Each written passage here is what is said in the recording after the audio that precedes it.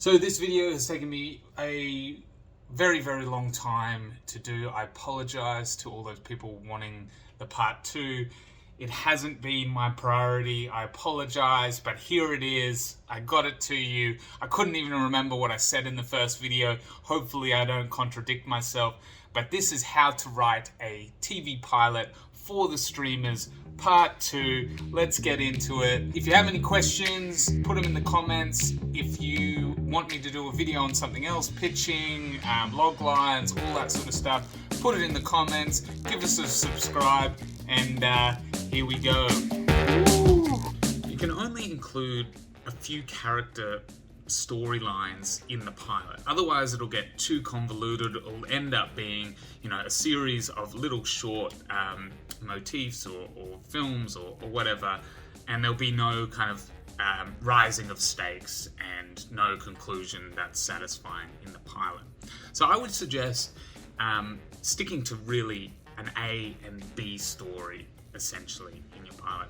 And I've been in quite a few writers' rooms for TV the last couple of years, and what I've found is that there isn't really any sort of strict rule on, B, C, D, E, F stories.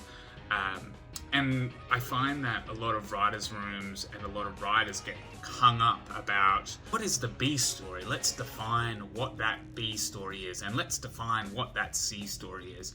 And sometimes I think that can really constrict you and inhibit the creativity. So I wouldn't get too strung up about that. As long as you know what your A story is, and what you're trying to drive through with that character. Your A story, you've just got to go, what is the character's goal, and what are the challenges that are coming in the way of their goal, and they're the obstacles.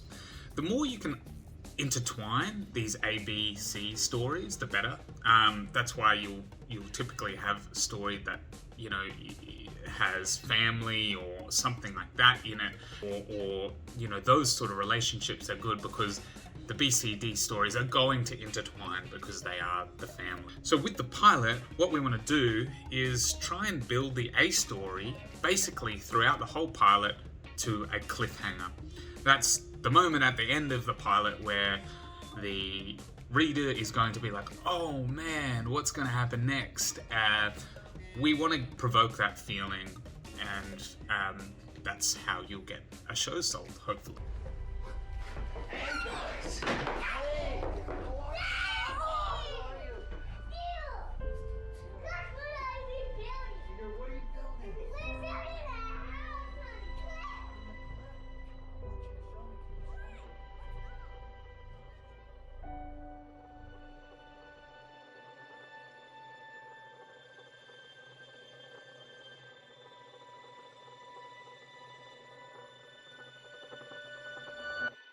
So there's the cliffhanger that I think is essential, and I also think the shadow showdown.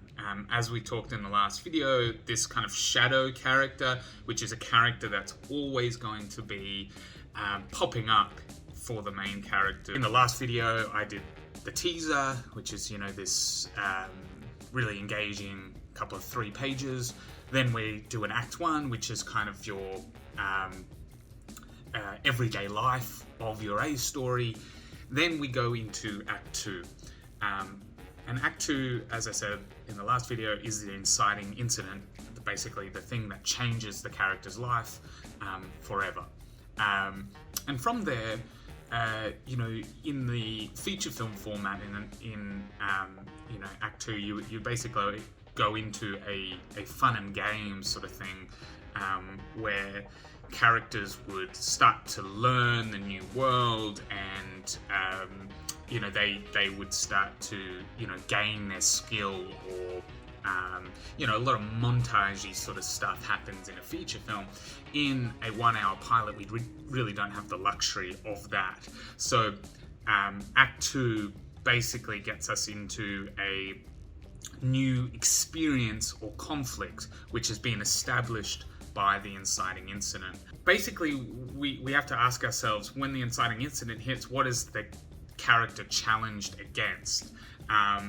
And that big question is going to pay off in our cliffhanger. We have like several scenes of conflict. So for instance, in Ozark, we have the beginning of Act 2 is him getting called into a conflict that his business associate has with the cartel.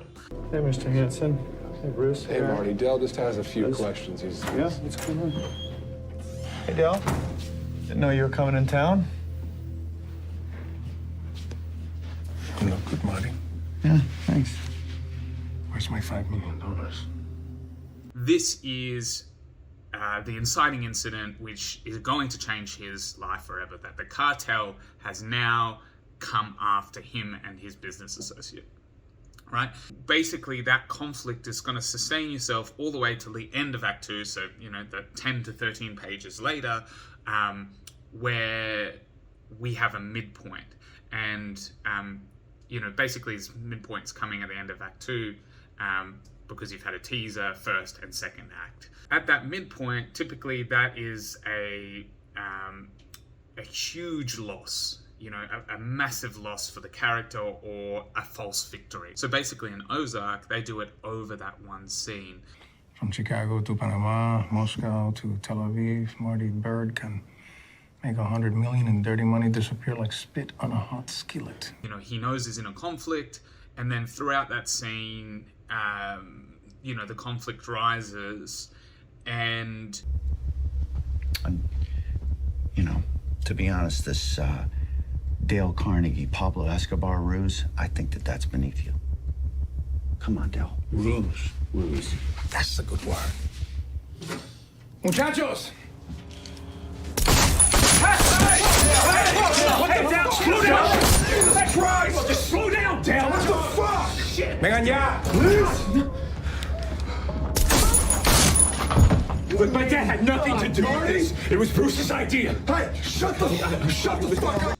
It ends with his business associate getting shot, which then puts all the responsibility on the Michael Bateman character. Come on. 5 years, 3 years, and I'm under twice what we're doing right now. 5 years, $500 million. I can do that. It's got more shoreline than the whole coast. You said that already. Here we go.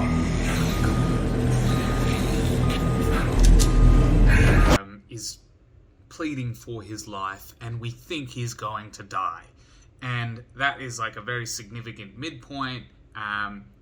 And he pleads and he basically barters with them to say that he can get back their money and do them a service. In that midpoint, he gets a false victory because he's allowed to live. Hooray.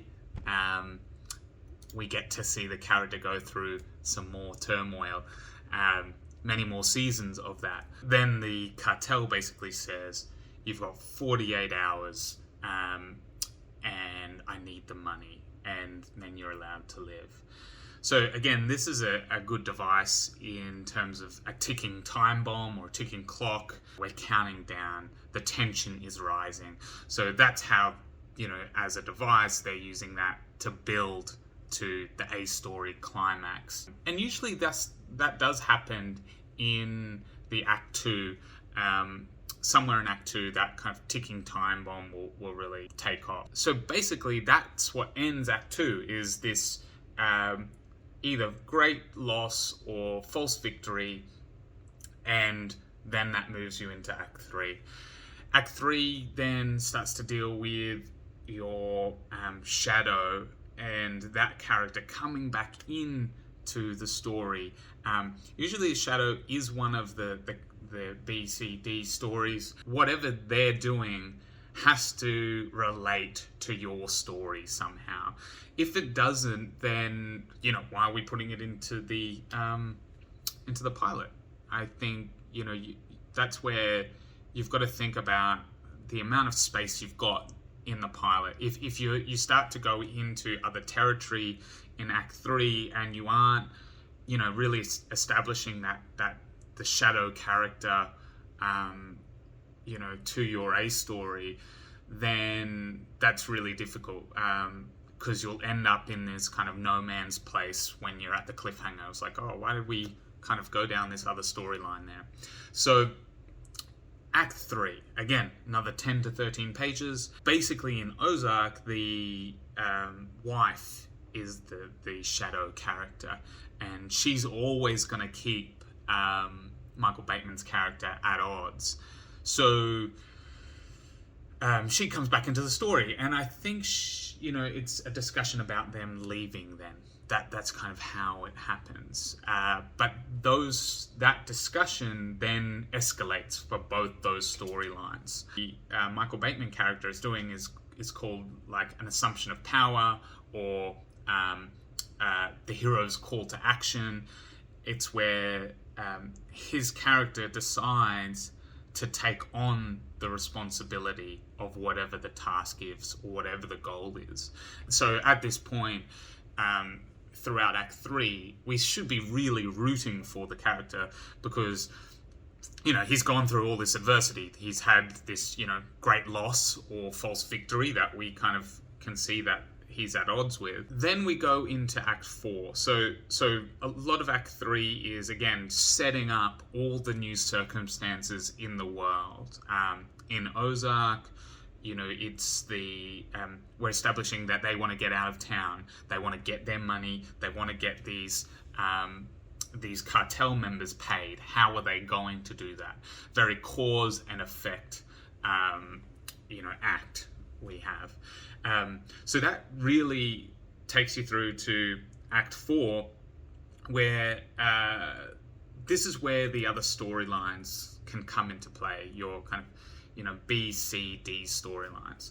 Now, again, be very sparing with what you're using, because you still want to be driving the conflict of the A story forward. We usually have throughout Act 3, for instance, the idea that Michael Bateman's character wants to get out of town, so he's doing his best to gather all the money and family and all the things he has in order to give it and then disappear. But this is where Act 4, there becomes some obstacles. I just got a text from my bank.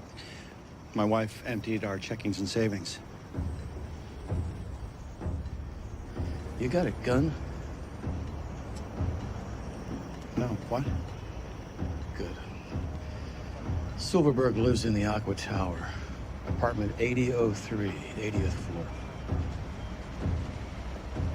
What makes you think she's there? It's Thursday.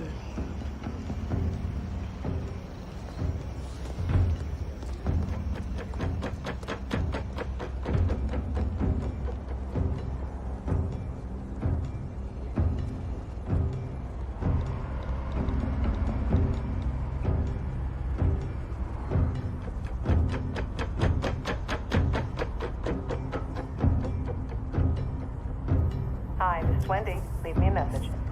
Bitch!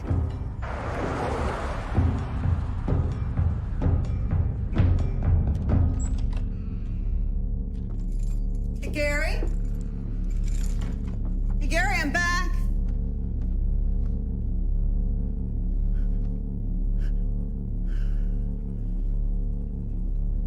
"22 years, never cheated, not once.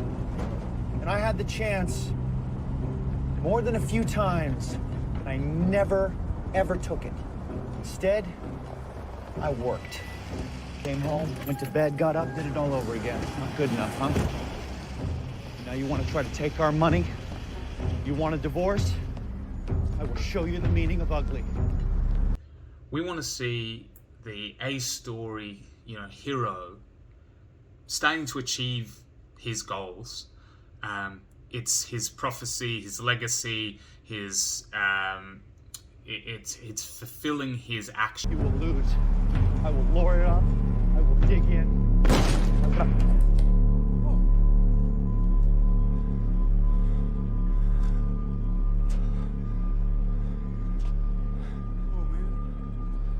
So that's when we will have your BCD stories coming in. They should be coming into this section only if they're raising the stakes. If they're not, like, save it for another episode. You know, we don't need that in the pilot. So, for instance, in Ozark, we see that Laura Linney is having an affair and she's sleeping with this guy and she doesn't want to leave town. So that's an obstacle to our A story. You know, Michael Bateman wants his family to get out of town. The conflict is rising. His wife empties out his savings account, and as he's trying to get out of town, and this is where that kind of B story or the shadow story of her always kind of upsetting his goal comes into play. So he's trying to get out of town. She empties the bank account, wants to stay. And he gets frustrated and he decides he's got to go tackle that problem. So he's heading over to meet his wife, and he's pissed because he knows about the affair. So he basically says something like he wants to divorce her or something. And we see that the cartel has caught up with Laura Linney. And just as Jason Bateman arrives to kind of confront him, a body falls below him. Sorry, that was some message on my phone popping up. A body falls out of the building and hits the ground. Again, this is where the B and A story are combining and the stakes are really high. So we're basically left. The really smart thing about Ozark in this moment, and I think this is why it's so successful, is because at that point, the series asks the question through the cartel to Jason Bateman. It says something, you know, do you want us to get rid of your wife? And at that point, it really puts the audience into a perspective of, oh God, if I was in that position, what would I do? Wendy? Why does Wendy have a cashier's check for $29,650, Marty? You lied to me, Marty. She knows about our business. What kind of man isn't willing to lie to save his wife's life? Was that before or after you found out she was fucking the lawyer? After. Ouch. But you haven't even confronted her yet, huh? Right now you're calculating the smart move. Divorce her. Things turn ugly. She holds what you've done over your head. Live with the cheating. Whatever man you think you are is eating away day by day. Or I take care of our Wendy problem. Right here. Right now. Your call. We've just seen her cheat on him and take all of his money, and now they're asking the question, you know, should we get rid of her? Very, very, like, smart writing, and I think if you're able to do that with your script, so if you're able to put your lead character in a position of like, oh God, I feel for this guy, what would I do in that situation? You know, you're in a really, really exciting spot. So that is what kind of ends Act 4 for that story, and it goes into Act 5. We actually don't know what his decision is. Act 5, it's kind of that a final section where the dust is settling. We're getting new revelations, new story. We get a final kind of clash between the character and, you know, what was that inciting incident or the conflict that he's having to overcome. So basically we get to see that he decides that he's going to save his wife and he's going to do the honorable thing and get out of town and get them the money. So again, he gets back into his kind of super accounting mode and he gets all his money out. But we get a twist at the end of that section where the cartel isn't going to let him go so easily. He's going to have to wash more money, and that is kind of our cliffhanger. We know that he's still stuck in a situation that he cannot get out of, and there's going to be many more things that he's going to have to overcome if he's going to have a normal life. Basically, we see them resolve the pilot with them moving to Ozark, but they're now working for the cartel. I think it's a really, really good pilot. There's a few kind of flashbacks throughout it, which I don't know are necessary, but you know, they're there to kind of build story and character, and they're very, very brief. Still really fitting the structure that I've kind of got there. Again, none of this structure is like hard and fast rules.